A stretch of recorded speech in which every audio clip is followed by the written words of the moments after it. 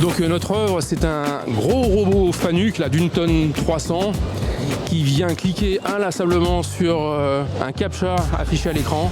En fait, ce qu'on cherche à faire, c'est de se questionner par rapport à la place que prend la robotique et les machines et l'IA, on en parle beaucoup aujourd'hui.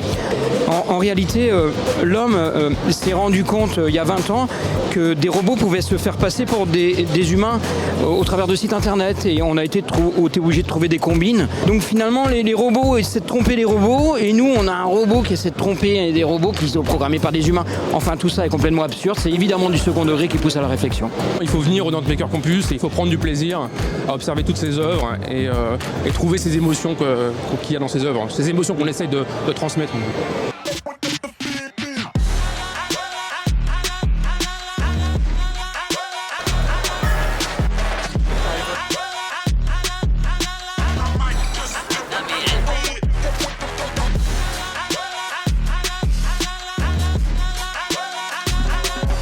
Je m'appelle Nicolas Savoy.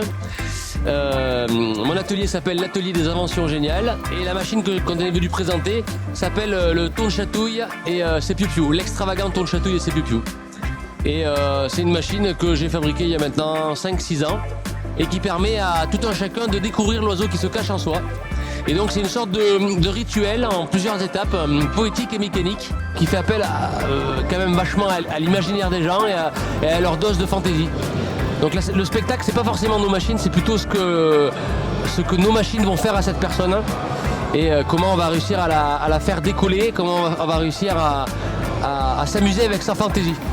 Et là, c'est super, sous les nefs des machines de Lille, c'est super, il y a plein de trucs incroyables. Tout le monde est très intéressant, on fait plein de rencontres. Moi, je trouve cet endroit très, très sympa, et vraiment.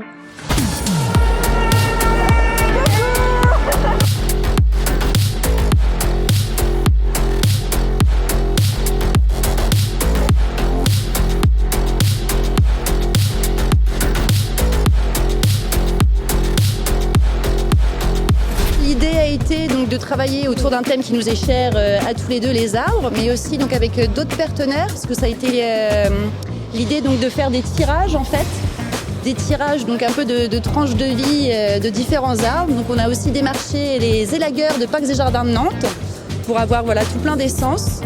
Et aussi après, pour que ce soit possible, on procédait l'atelier de la machine pour avoir une sableuse, pour réussir en tous les cas à faire ces tirages.